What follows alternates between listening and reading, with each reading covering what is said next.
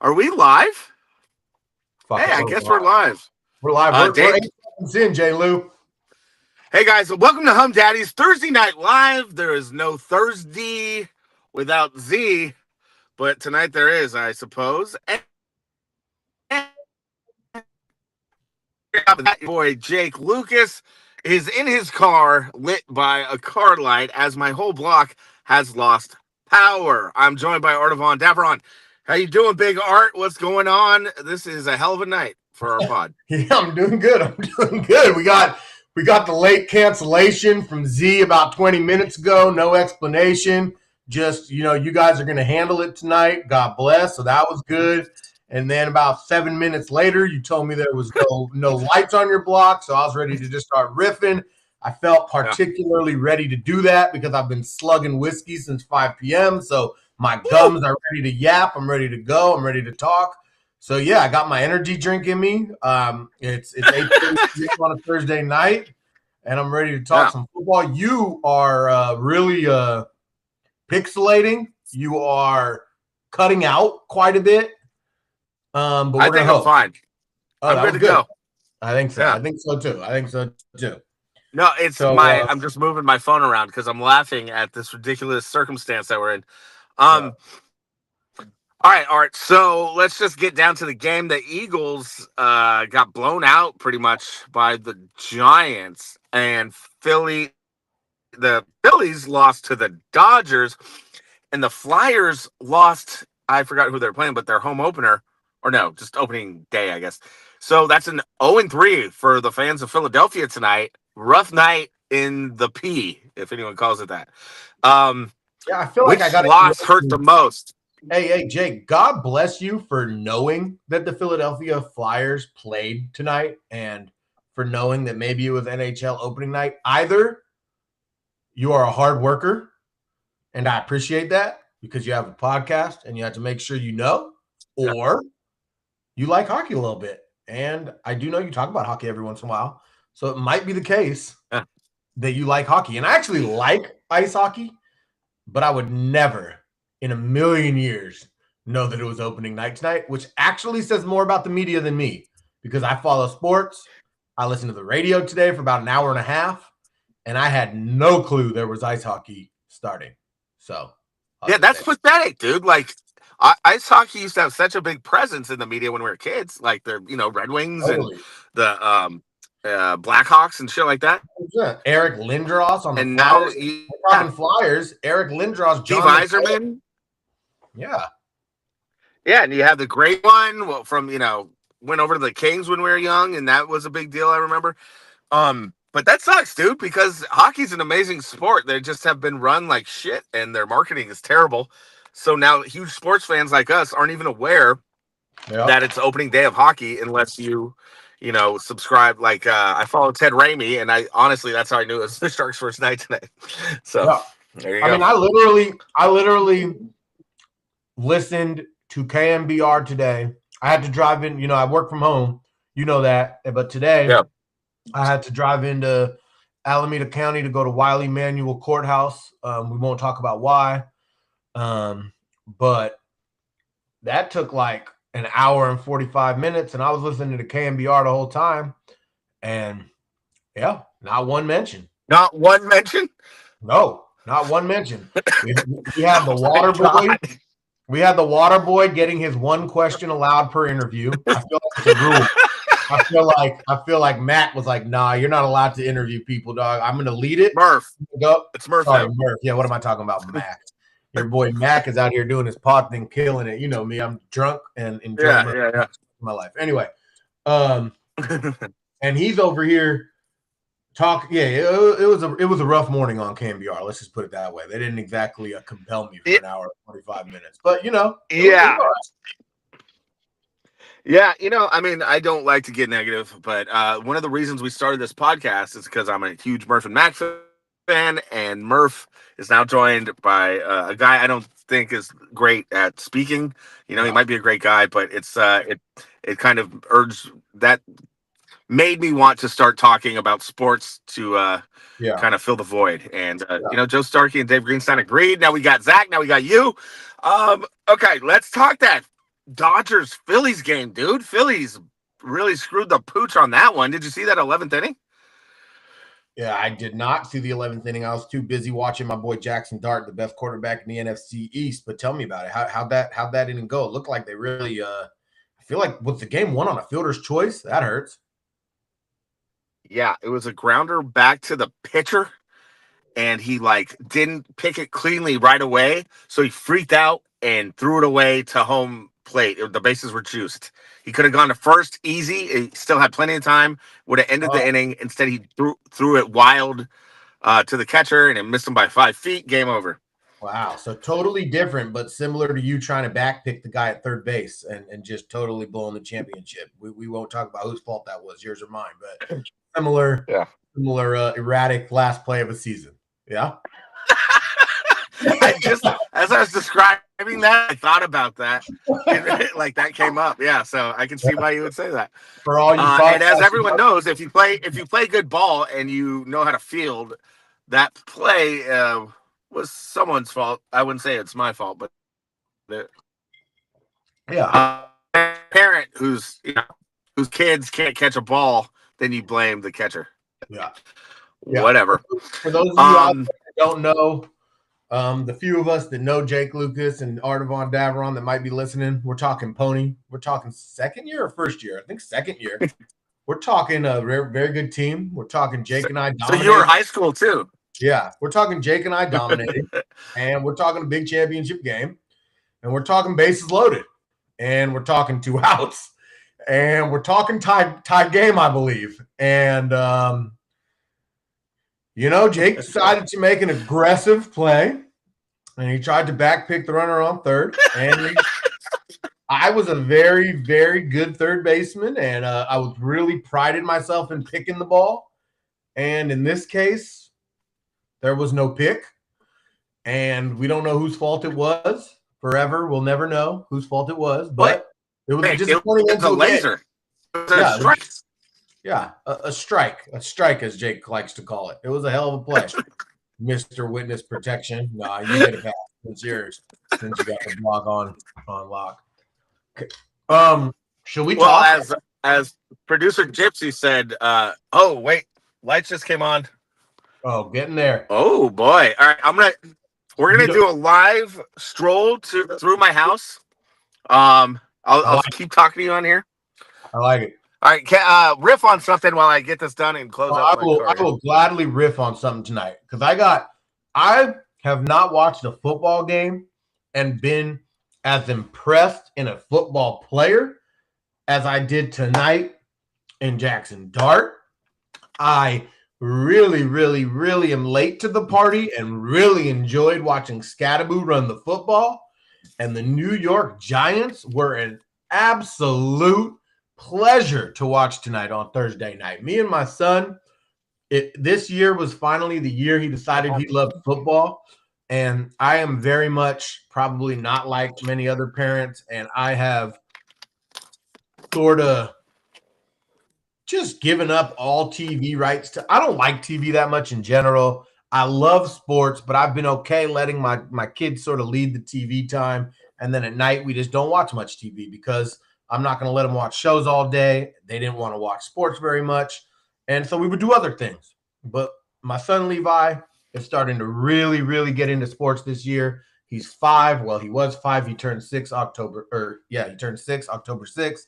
And he's been just loving watching football. So we every Thursday get to watch the game.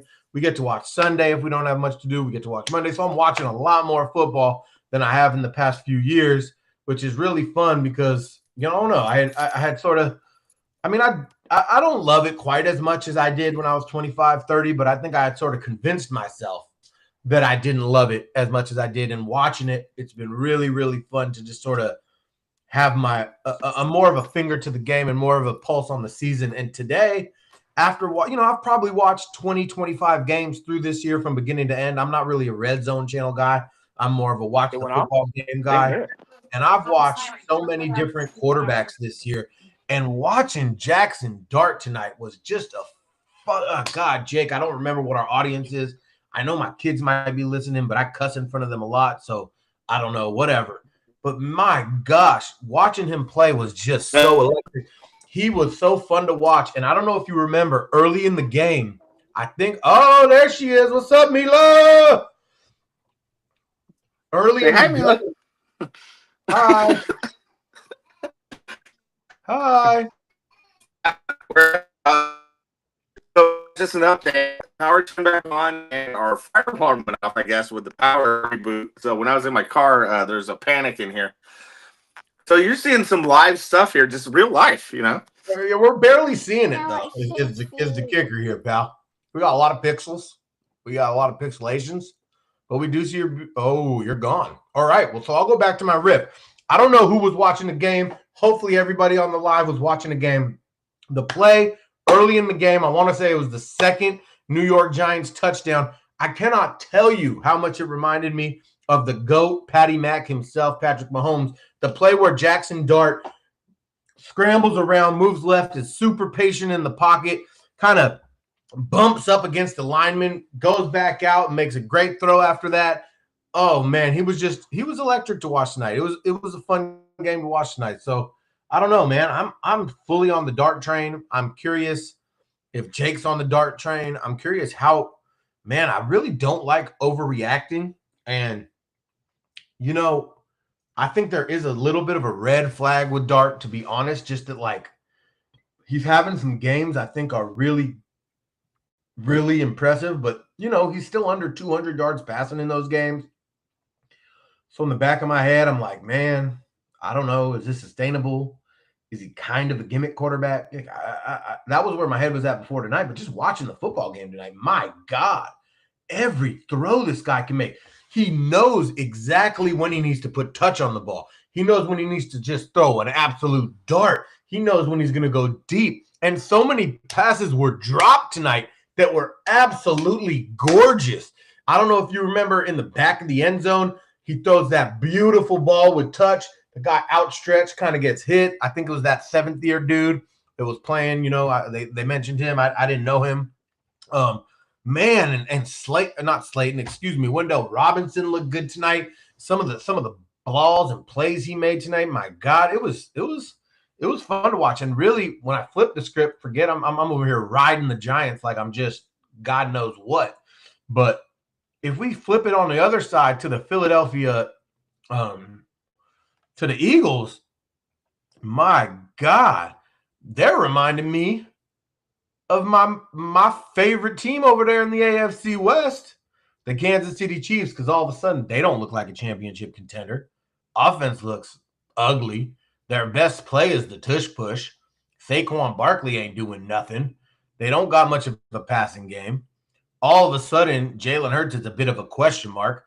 God, my fantasy team, you know, I know none of you want to hear about my fantasy team, but you know, Devontae Smith out there getting ready for a 90-yard tit. No, there ain't no 90-yard tit. We're talking about an overthrow. Man, I need those 16 points or whatever the hell that would have been. Instead, I'm taking a big sip of whiskey and swallowing down my sorrows. So, yeah, hell of a Monday night. It was fun to watch. I'm curious if the Giants. Hey, I've been talking so much Philadelphia, New York Giants. This game is well talked about. I think the live stream is really enjoying themselves. I'm over here. I haven't stopped talking. I've been just boom, boom, boom, boom, karate chopping these. You know, we're good. This is real life. This is real life.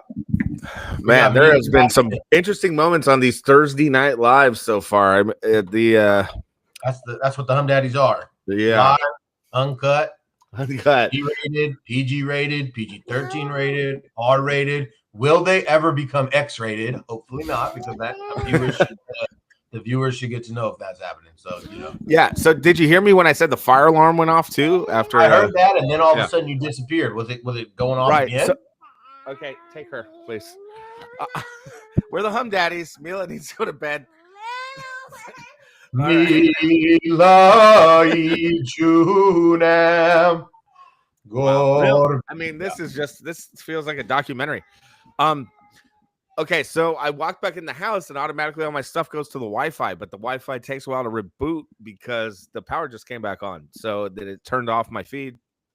And hence you got Artie talking Jackson Dart for the last 5-10 minutes. Oh, But we I went love it. beyond Jackson Dart. Yeah, thanks for filling in, bro. Yeah, we talked a little Eagles. We talked about how they remind me of a little team out there on the AFC West, and they might remind me a little bit of the Chiefs all of a sudden, like a little bit of a struggling powerhouse. Chiefs are 2-3.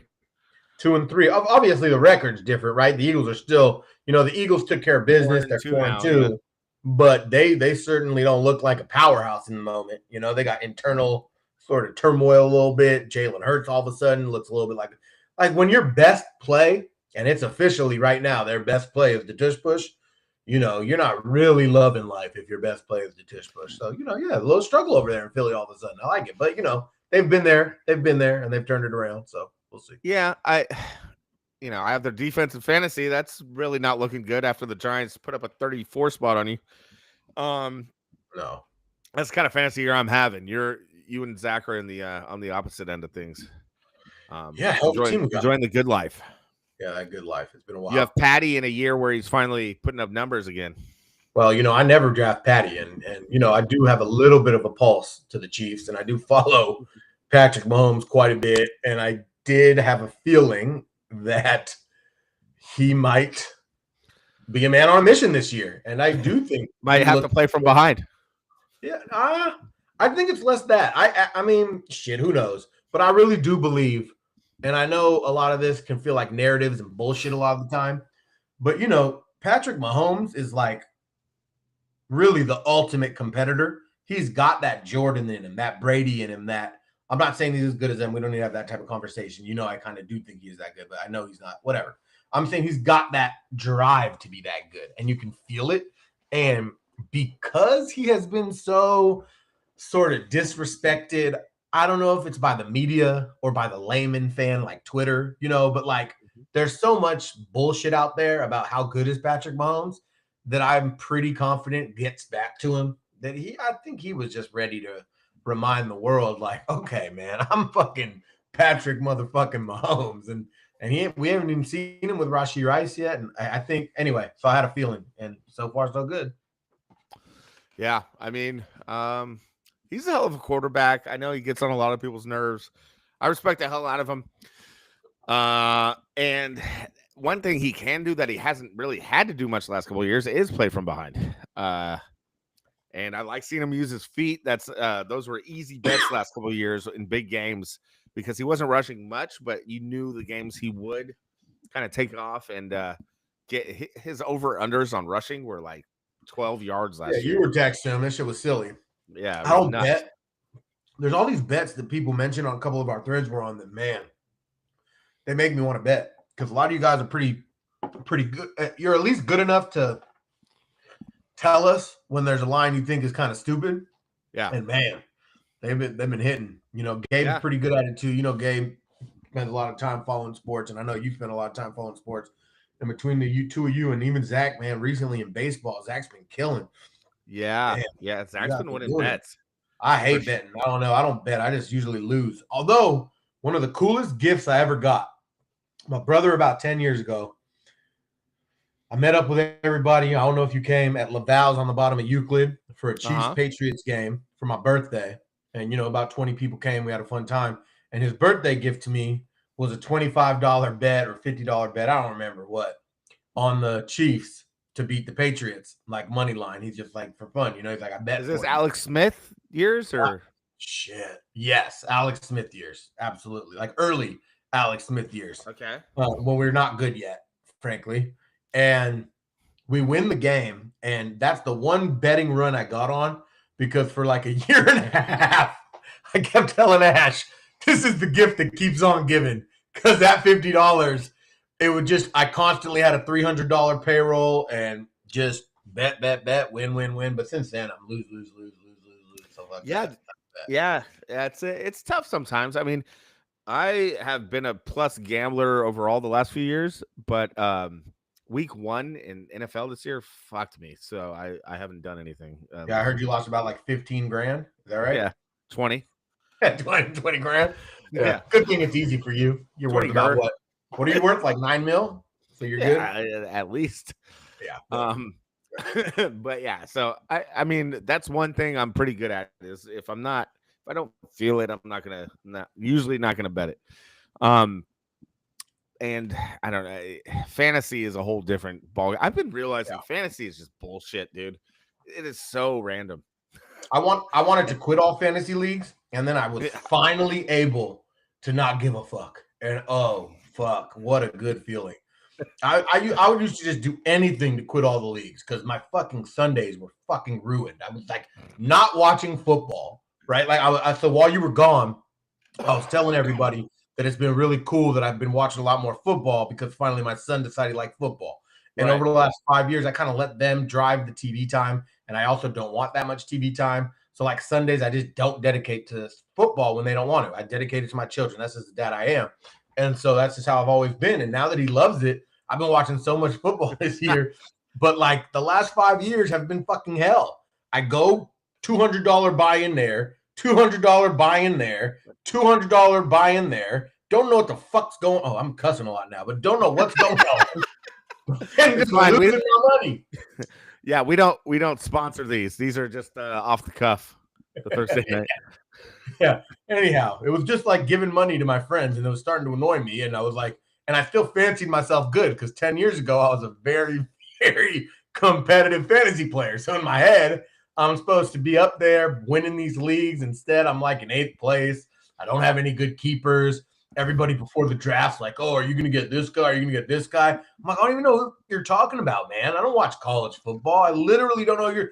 Zach the other year, you guys on the podcast probably don't want to hear this because you're going to be like, this is an absolute moron that I shouldn't be listening to. But he's like, man, what do you think? He's like, should we get Jaden Daniels? I'm like, who the fuck is Jaden Daniels? No, we shouldn't get Jaden Daniels. And, you know, Jaden Daniels is a pretty good football player. Last year, Jaden Daniels was the heart of my team. And I wanted him again this year. I'm glad I didn't get him, though. Little Pete stole him from me. But he's been hurt a lot of the season. So yeah, they got to stick with Mariota over there.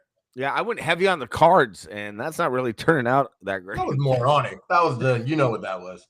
We all know what caused that. Last year, do you remember you called out who you're like, I know who you're going to draft? Tight end number 85 on the Cards. Mr. George Kittle? No, on the Cards. Oh, you mean Trey McBride? Yeah.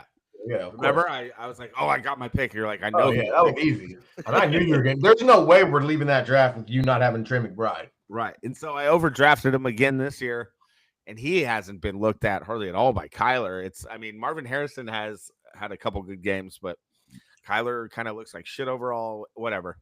Yeah. I understand that meme about Kyler now that I've been watching more because I don't understand how he actually looks that goofy in an NFL uniform. But that whole thing is real. Like you're watching a real NFL game and you're like, why the fuck do you look like that? He looks like a big head doll on the field, and it's really weird. Like a pop toy.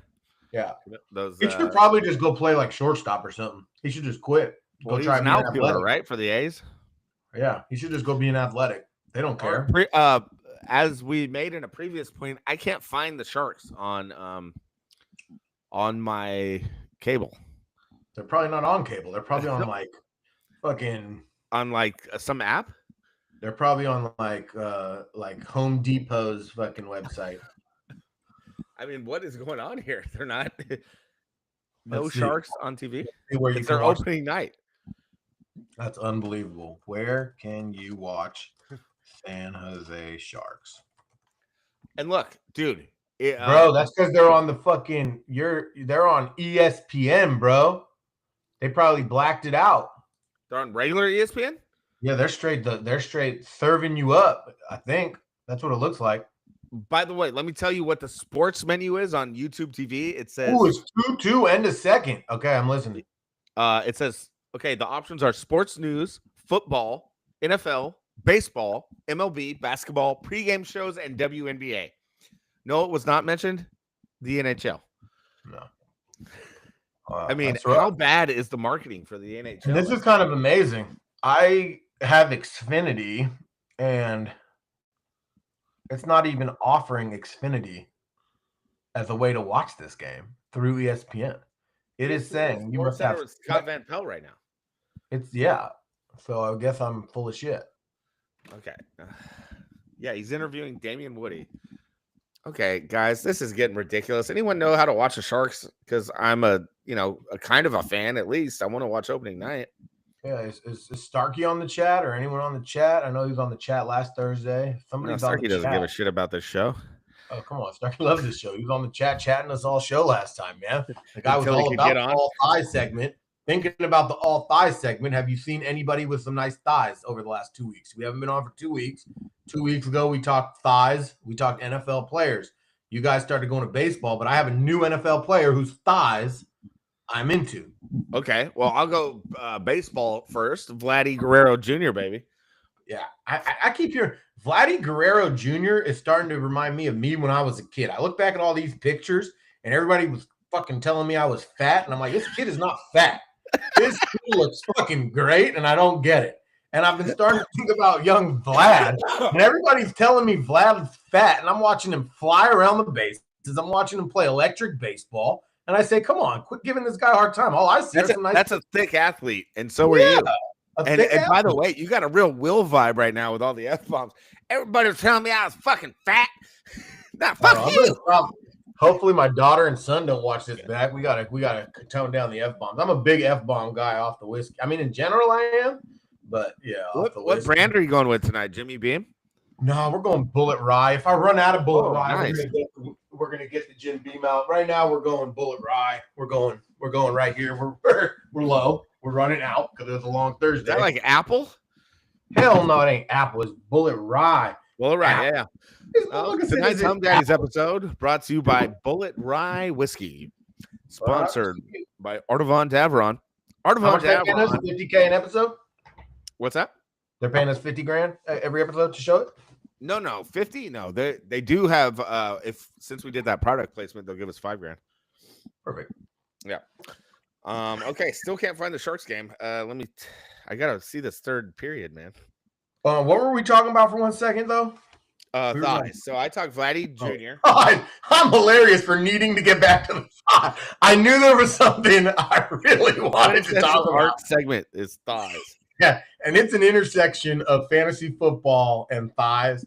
Javonte Williams, hell of a pair of thighs. Because I've been watching some Cowboys football. He's really just doing some amazing work. And last time I turned it on, I said, oh, those are the thighs I'm looking for out of my halfback. So just another halfback with the thighs you need. So that's your modern all thighs team. Because last time we were doing we're doing vintage all thigh team. Yeah, we're not doing vintage. I'm talking current all thighs. Today. Real time. Today. Who's got the thighs today?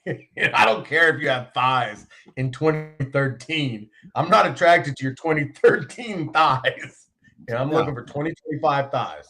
2025 and beyond. I mean, let's look to the college ranks to see who's going to be the thighs of the future. I'm still not watching college football, unfortunately. So, I thought. Sure. But didn't Levi have you throw on West Virginia or something?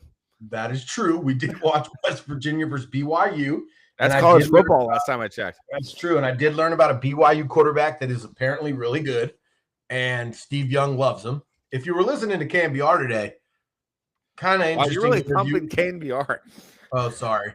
No, it's fine. Go ahead. To do that, huh? I mean, shit. What? I listen to sports radio. Come on. We all do a little bit. Yeah. Steve was on, and not exactly Love my Steve favorite Young. NFL Big player. Fan. Yeah. Big fan. And it was interesting. They asked him a lot of questions about Mac Jones. They asked him some questions about Mac Jones versus Purdy.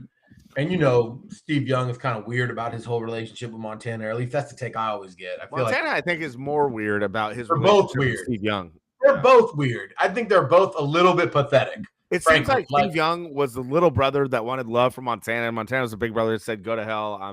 You're stealing my job. I'm not going to be friendly with you. I think both things are true, but I also get the sense that for the fact that we're this far past it, Steve Young's a little bit, I don't know. Anyway, whatever. Doesn't even matter. Anyway, Steve Young was interesting because, he's kind of had that experience as a backup. So you can kind of tell he would pull for a backup anyway. But we're all kind of, I don't know that we're pulling for Mac Jones. We're all very impressed with Mac Jones. And it was interesting to hear Young almost kept saying things that he didn't want to say and then would rephrase them. So he would almost talk about Mac Jones doing something better than Purdy, or he would almost, and then he would like just slightly rephrase it to not make it a thing. And it was super interesting because you could basically tell that, like, I'm pretty sure Steve Young's opinion, if you asked him super honestly, and like this is what I gathered from the interview, is he thinks Mac Jones is better than Purdy at every part of NFL football other than scrambling. Right. And that's what I thought that was interesting. I think Mac processes better. I think he throws a better ball.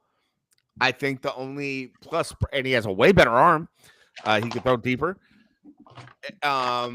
Purdy is, can make that magical, scramble and find the open guy and extend a play. And without that scrambling ability, a guy with turf toe, I don't want him on the field until he's all healed up, man. Because that,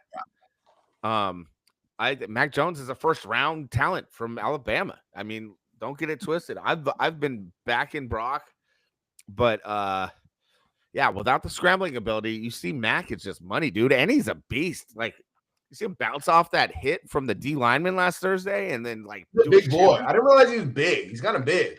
Yeah, he also seems to feel better because he's 6'4". Yeah, absolutely. Purdy is like 6 feet tops. By the way, can I update you with this Sharks bullshit? So I found it. It's on ESPN Plus, which is a pay-for service on top of cable. Yeah, that's bullshit. Yeah. And luckily I have Hulu, so Hulu airs some ESPN Plus games, I guess. So I just found it on Hulu. Thank God. I can watch the third period. 2-2? Huh? Still 2-2? 2-2? Is it still 2-2? Yeah, it's the intermission before the third period. So who are the best players on the Sharks now? Give all the listeners a little shark knowledge, whatever you got. Well, obviously the Warriors doctor's son, who was the number 1 overall pick 2 years ago. Do you know about this at all? No. The Warriors doctor's son is on the Sharks. Yeah, he was the number 1 pick in the NHL 2 years ago. Celebrini. You don't know Celebrini? I mean, I've heard of him. Yeah, Macklin, I think his first name is. I've heard that name. I mean, let me see their roster here. Yeah, we're not going a lot of new dudes. Like we're definitely not going to me for Sharks. Apparently, we're not going to you for Sharks, but we'll go for a minute for Sharks. I thought you might have a little better pulse. Sorry about that, Jake. No, Celebrini is pretty much the only dude I know. And then they drafted a new guy this year. Not Joe Thornton anymore? No, dude. They see all the old dudes. All the classic Sharks are gone. They got rid of the last ones last year. They traded them away, and now they're going for young, fresh blood. They're all really young, which is cool. Yeah. And all the hockey insiders say they're going to be really good. I just don't, I don't follow all these Russian, Scandinavian names. Yeah. Who's the Sharks' first pick this year?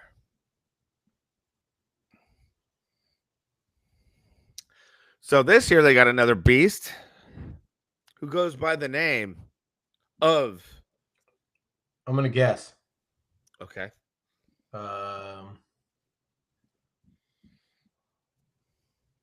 Jonathan Bremerham. Come again? Jonathan Bremerham. No. So second overall, Michael Misa. That's not too bad. I'm pretty close. Yeah. There's a bunch of new guys. They got a dude from China, last name Wang, too, with this draft. I like it. But yeah, 2-2 with the Golden Knights. The Golden Knights are supposed to be really good this year. So Brody Brazil last year said the Sharks are going to be a dynasty. They're a dynasty in the making. I mean, that might be a little hopeful, but shit, I'd love to see it, dude. My kids could not believe Brody Brazil was a real person because I went from calling my kids bro to Brody to just Brody Brazil to just Brazil. And I would just be like, what's up, Brazil? And they were just like, it was some nonsense for years. And they were like, what are you talking about? They kind of thought it was a word. And then I told them that wasn't a real word. What do you mean that's not a real word? I was like, oh, your dad's just weird. And I used to listen to this guy on the radio, Brody Brazil. And I don't know, it just kind of happened, blah, blah. And then we're just driving one day and Brody Brazil pops on the radio. And my kids fucking loved it. They said, Brody Brazil.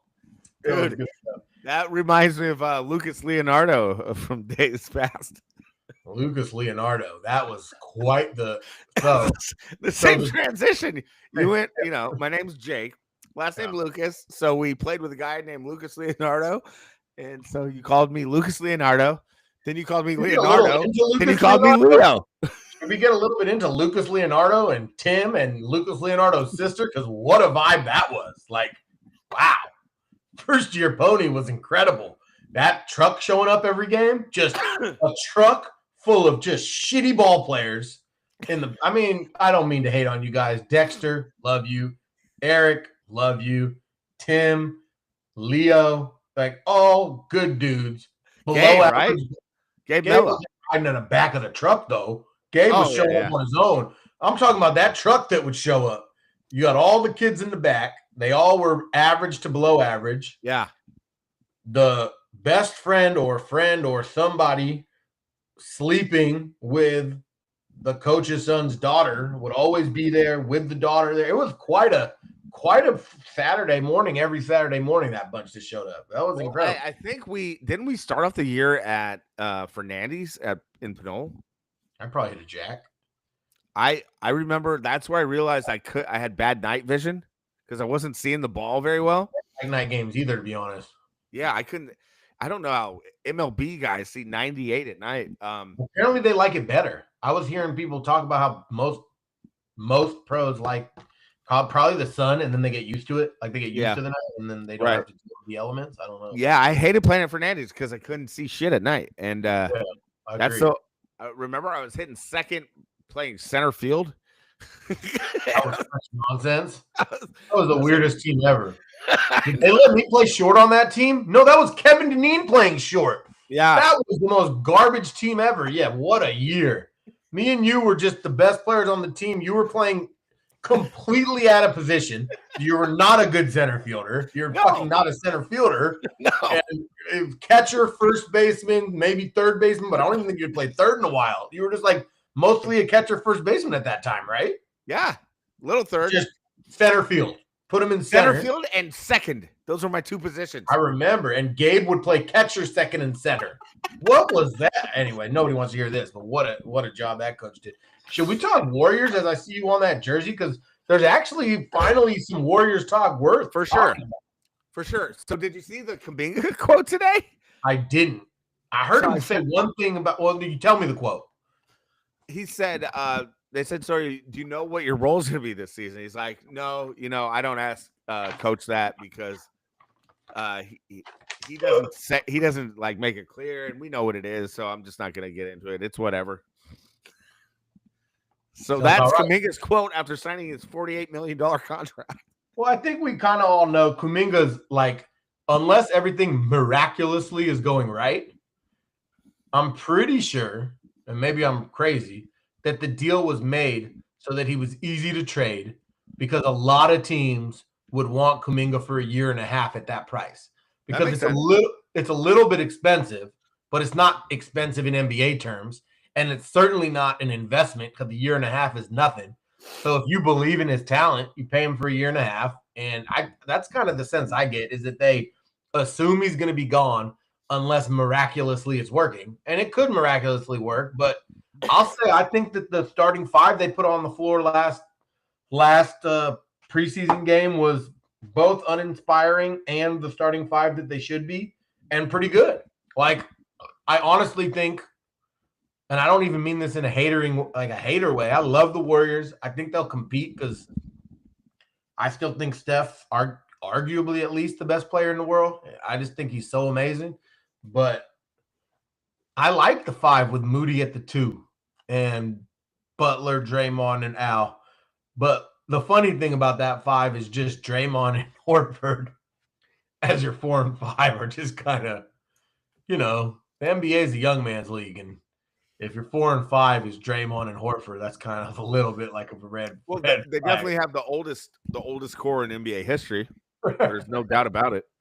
Yeah. Honestly, dude, I have this funny, like, the Warriors were kind of, stagnant in my opinion, but the Seth signing is kind of making me feel like a kid. Like, how cool is that? Like, that gave me the sense of joy that the Warriors used to give me when I was younger. Like, Steph and Seth playing together, that's going to be a really cool dynamic. Totally. I hope Seth gets a little run. He's one of those guys that I think's like just slightly, but slightly underrated. Like I Yeah. feel like whenever he plays, he affects the game in a positive way. But he I've can't. seen him get red hot and like take over 100%. fourth quarters before. He's one of those guys that you kind of wonder why can't he find his way on the floor? And I'm sure it's probably something to do with defense. Like, it's harder to watch the D and say, yeah, thighs not quite big enough, a little too skinny. Yeah, but I could see him maybe contributing some firepower. But yeah, I like that 5. And really talking about quotes, did you see the biggest clown quote of the year? Is it Pods? Yeah, like I've been out on Pods. I think you kind of know that, but not even fully. Like I've never been a Pods guy because like he's just always been too into himself, and Kerr's been too into him. Like for such a weird coach that never let rookies do anything, the fact that he's like giving Pods this weird leash and Pods thinks he's somebody because of it, like really fucking rubs me wrong. Because like to me, Pods, God, it's so hard to explain him. Lightweight sucks. Like he's good. He's good. His rookie year, the second half of his rookie year, he was dope. Like he was way better than I thought he'd be. Yeah. Last year, I thought it was a huge sophomore slump, especially in the playoffs. He was horrible. Couldn't hit, he couldn't hit the ocean with throw a rock in the ocean, whatever the hell the saying is. He was horrible in the playoffs. Yet Joe Starkey, this is Humm Daddy Joe Starkey's favorite player in the NBA, probably. And he backs him no matter what he does. Oh, God. So yeah. I heard, speaking of local radio, I heard Mark Willard and Dibbs talking about Pods. And, a lot of people were disgusted by whatever he said today, but Willard kept, repping him and backing him. Yeah, what say you? What was the quote exactly? So, we should find the quote just to read it maybe, but the sentiment of the quote was, I'm so excited to be able to have the franchise passed down to me. And I can't wait to have the franchise passed down to me once the veterans are gone. And it's just, it's not just about what I've done on the court. There's more to it than just that. But I'm really and I'm a little bit overstating the way he said it because I don't have the quote in front of me. But like, we should pull it up, or at least you should I'll just find it and say it for you. Have you not seen the quote?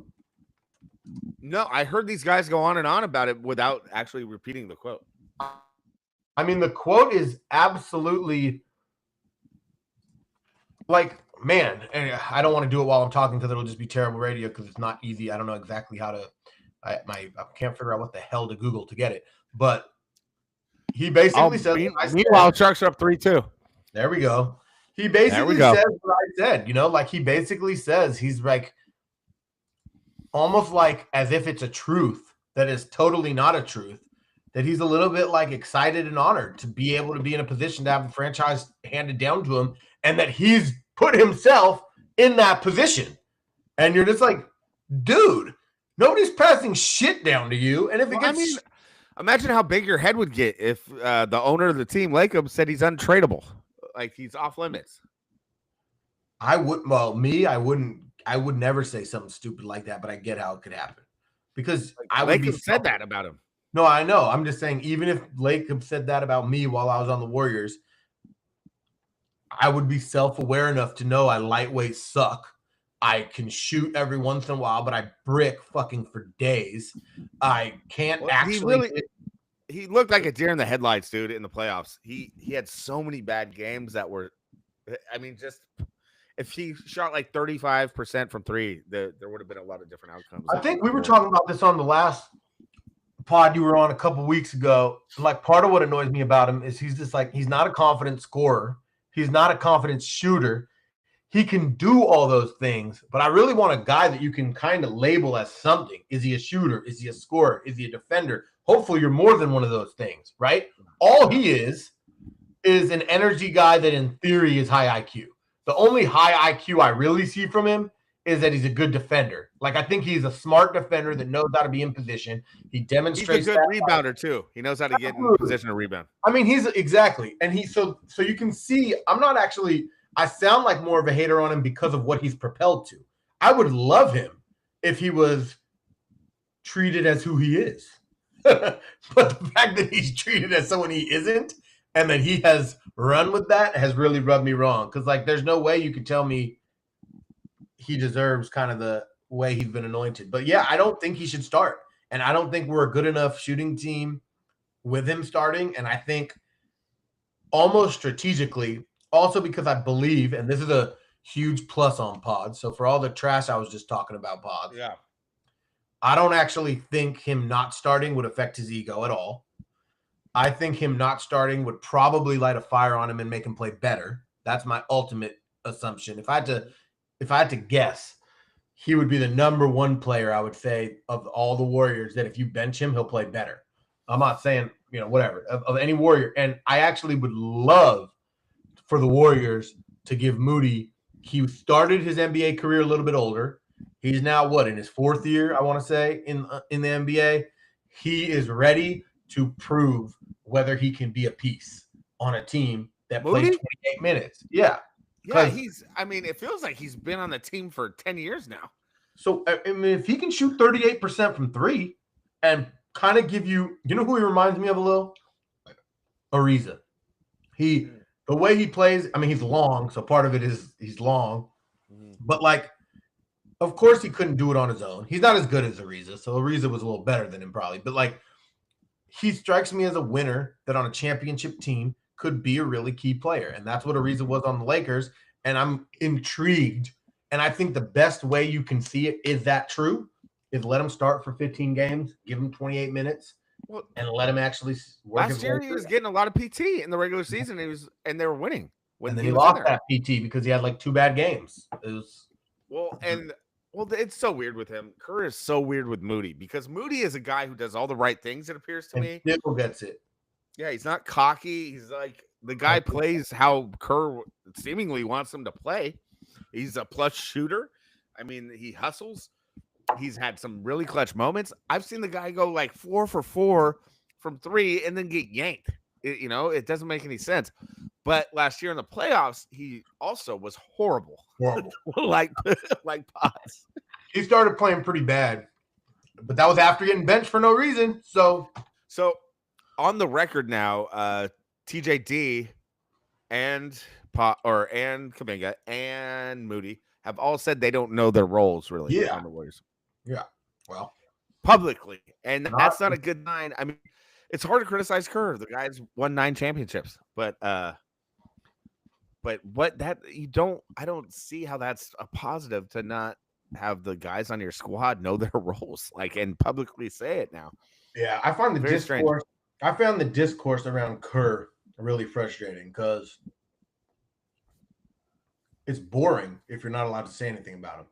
Like, obviously he's a good coach. Like, nobody's saying he's a bad coach. Obviously he's a good coach. I think anyone with a brain on their head or in their head knows that he came into a really good situation and knows that no matter how good a coach he was for those years with Durant, they're probably winning a championship.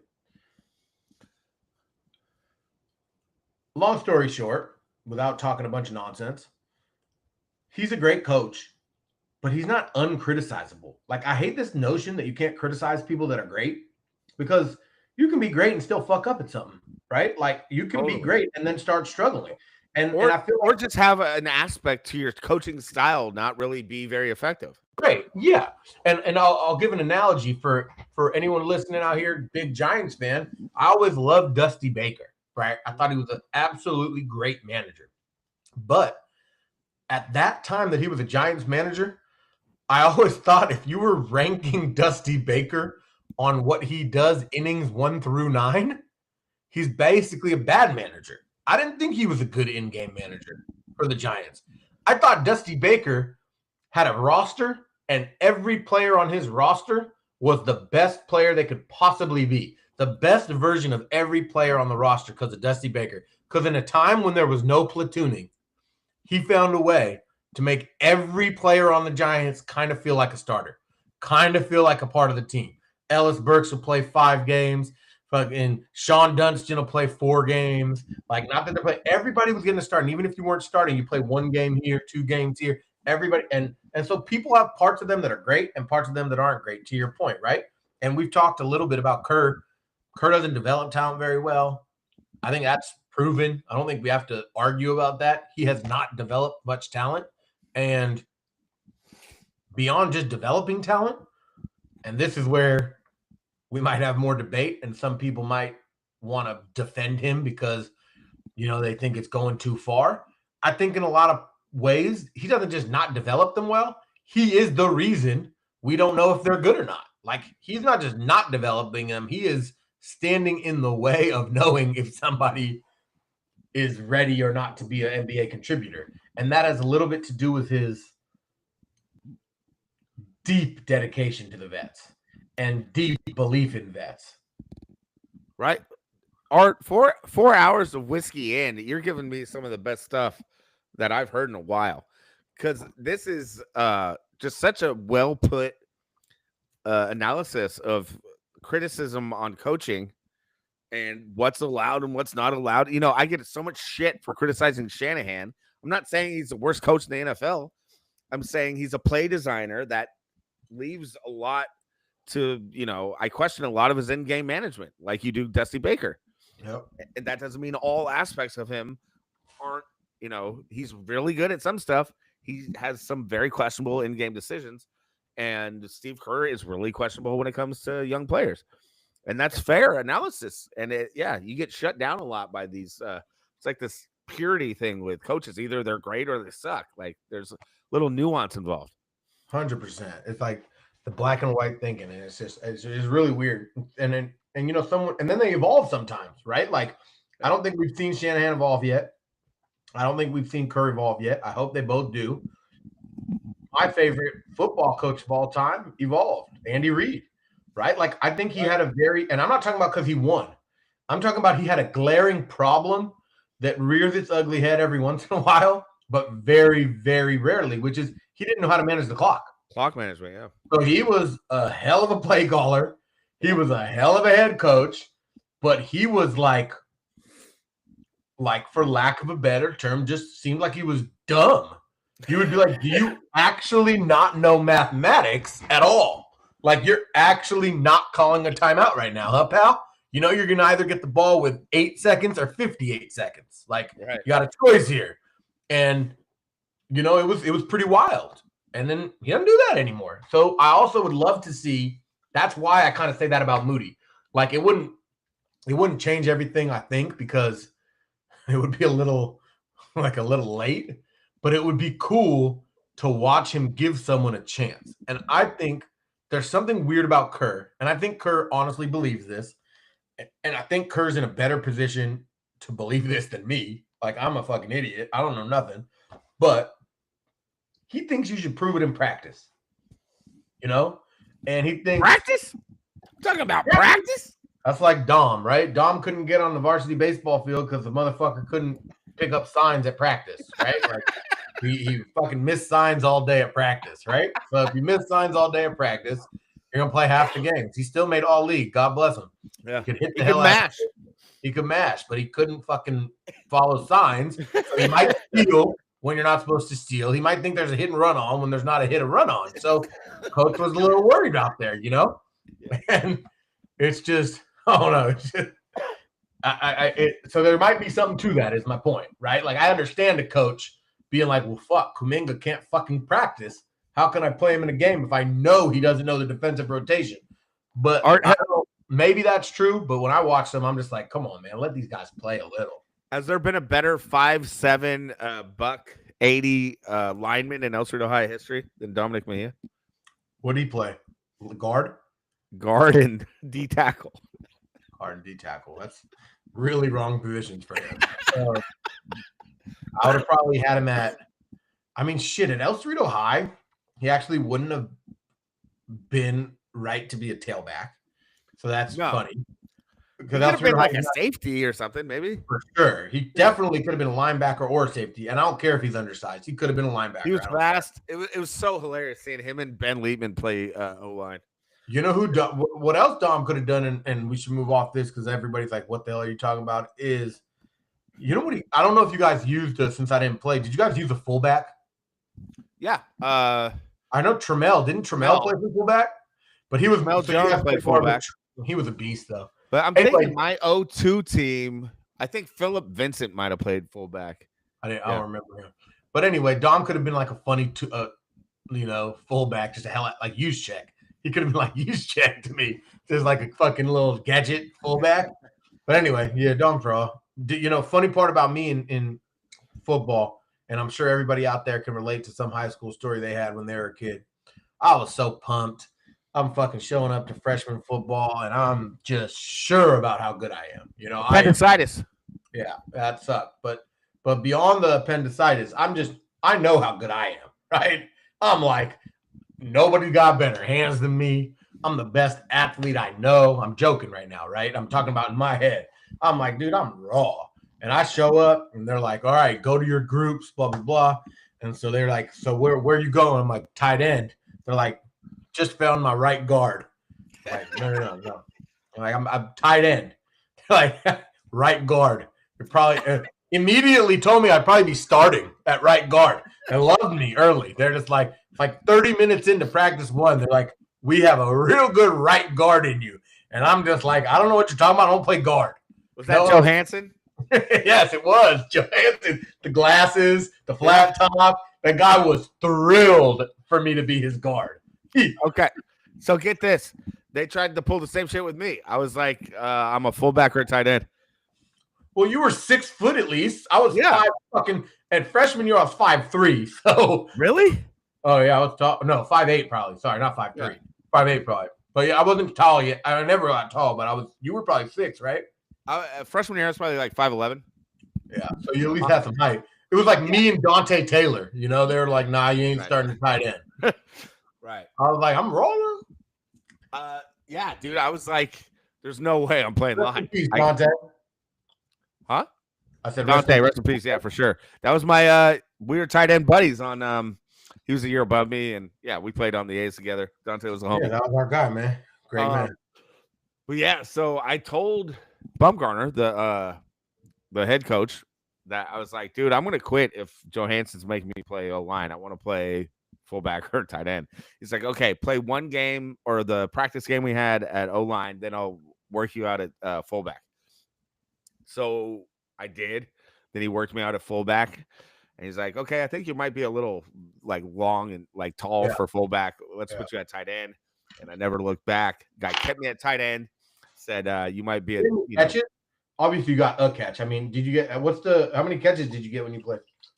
Freshman year, I got a lot. You guys don't throw much. That's why I'm not trying to hate. I'm saying no, dude. Well, this is funny because Dave said I made fun of him again. I said, "Are you going to talk about Star Trek tonight?" Because he talked about Lord of the Rings last week. And he said, "What are you going to talk about your passing league stats?" So that's where I really excelled in passing league. Got it. So you were a practice player. Well, I mean, they literally Milo called 3 passes a game. Yeah, that's what I thought. Yeah. Until Brandon Liggins showed up.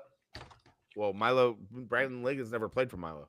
Oh, sorry. But, even freshman year, though, I remember the freshman football team changed their whole philosophy for him. JV threw the most, and Mario Hollister was a QB, and that's where I had my most catches. Also, RIP Mario Hollister, another friend of ours from my school. Mario passed away?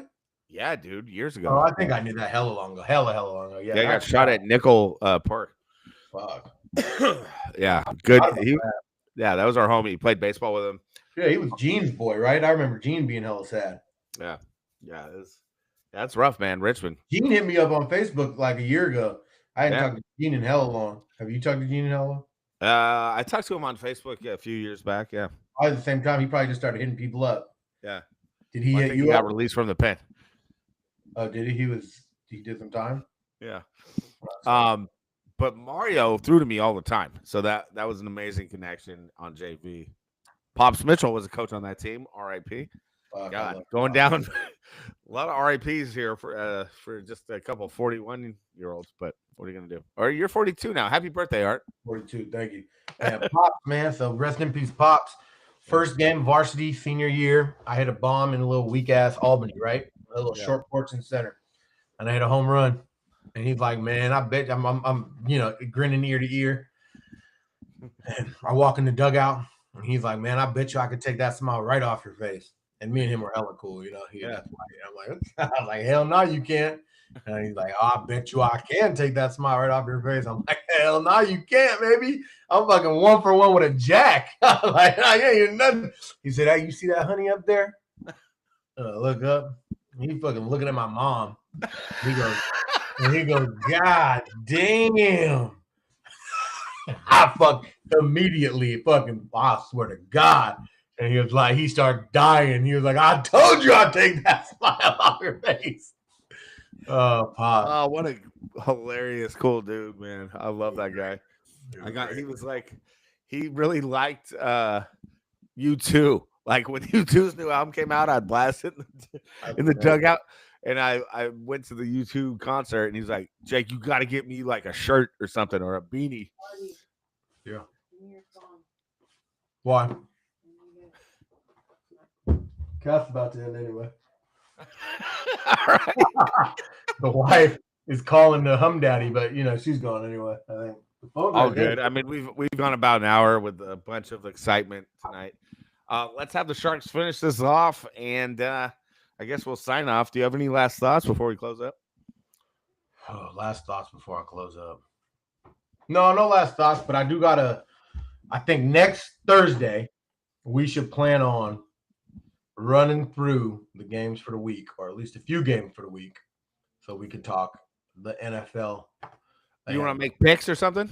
I don't know about make picks, but talk about games we like. Big matchups, yeah. Talk about what the hell looks interesting, because I want to get into a little more NFL, because I'm ready. I'm feeling the NFL this year, and I feel like there's a lot of interesting parity this year. It's a little bit. All of a sudden, the league's finding itself in a pretty fun place. Like, is it obvious who's going to win this year? I don't know. To me, it's not at all. Ravens are 1-3, 1-4, and the Niners are 4-1 with nobody on the team. I mean, it's nuts right now. Eagles just lost the Giants. Who knows what the hell's going to happen? That's what I mean. Most open NFL in a long time. It's like the best teams are struggling hard. It's like Buffalo better capitalize, right? It should be their year. And then Patriots just beat them. And they just lost. Exactly. And that's and man, yeah, I mean, I know we're trying to end this, but shit, the quarterback play in the NFL right now is kind of bonkers. Normally they all kind of suck. You get these new guys and you're like, yeah, you suck and you suck and you suck and you suck. And right now it's kind of like, man, like you're good, you're good, you're good, you're Except good. my boy from Miami on what's his name on Tennessee, Cam. He sucks. Yeah, he sucks. Yeah, he sucks. He should just hang it up. Hang it up. Move it on. Move it on. When he beat Cal last year, I was at the game and I was like, how the fuck is this guy coming back on Cal like this? Because Cal was up like 30 points. That game will forever haunt me because that was the game day. College game day was there. It was a huge day, and then they blew it. That was Cal trying to really flip the page, be raw. Yeah, and then this last week they do Cal shit every year around week 5. Who's your most? How about we sign off with this? Coolest, and I'd rather it be young than old, but if you're older, it's okay. Coolest college player you ever watched that kind of looking back on, you're like, I saw him when he was in college. Because I have a cool one. That's why I say it.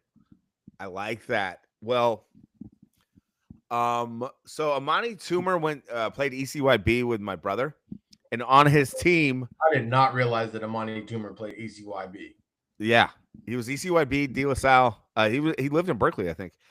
Yeah, dude. There's pictures with me and him like clowning around when I was like a toddler.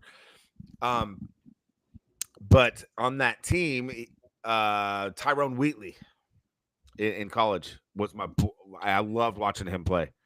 Just number 6 for Michigan, trucking fools. He was a superstar in Michigan. So it's like for people out there who mine's going to be more more. Everyone will know who I'm saying. But for those who don't know, Wheatley was the man in college at University of Michigan, and he was okay in the NFL. He wasn't bad. He wasn't bad in the NFL, but that's funny. That's the first when you said who was a cool random like college player. That's who came to my head. Tyrone Wheatley. I was probably 8 years old watching him. At the same age, it was for me. It's Kyle Davies. Kyle. His dad used to have season tickets to Cal, and so I would go to a game usually once a year. We were hella good friends. Yeah. We'd park and go walk at Far and San Diego State. Who'd I watch? Marshall Faulk. Yes, good knowledge. I love that you could call it that quick. And what at the time, it's funny because at the time, it's funny how the brain works, right? Because to this day, I'm happy that I saw that game and it's meaningful to me. And the day I watched that game, I could have gave two fucks. Isn't that kind of weird how the human mind works? Like, I didn't care. First off, I was too young to know if he was supposed to be raw. Maybe he was, but I didn't care. Like, I was just going to a Cal game and I was young and having fun. But I don't even know. Was Marshall Faulk known as being like the man? Do you know? Well, I guess you don't remember, dude. I was a huge Marshall Faulk fan. Like I had his Colts jersey. I was hell of into tailbacks back then, into halfbacks at the time they were called. Well, then you should know. Was he known as? Was he a? Yeah, dude. He was a high draft pick. He was won some kind of award in college. Yeah. Anyway, that was I always loved that. I saw Jaylen Brown at Cal. That was fun to watch him. All the Cal players were fun to watch. Tony Gonzalez, Russell White. Who? Russell White.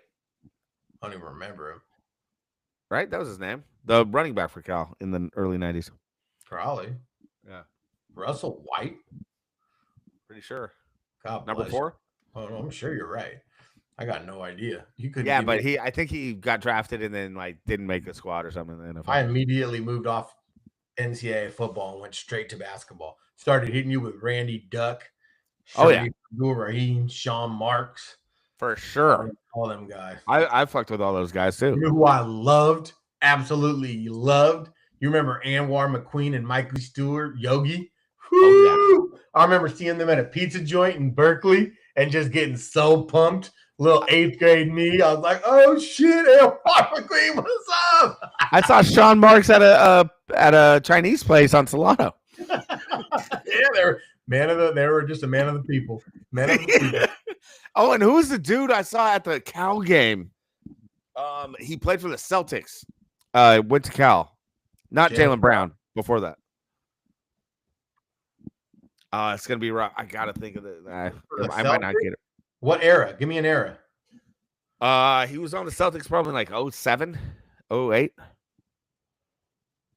Maybe 06. I'm just going to say somebody that was raw that is not the person you're talking about. But so we're not talking about Jason Kidd and Lamar Murray. So we're talking about after them.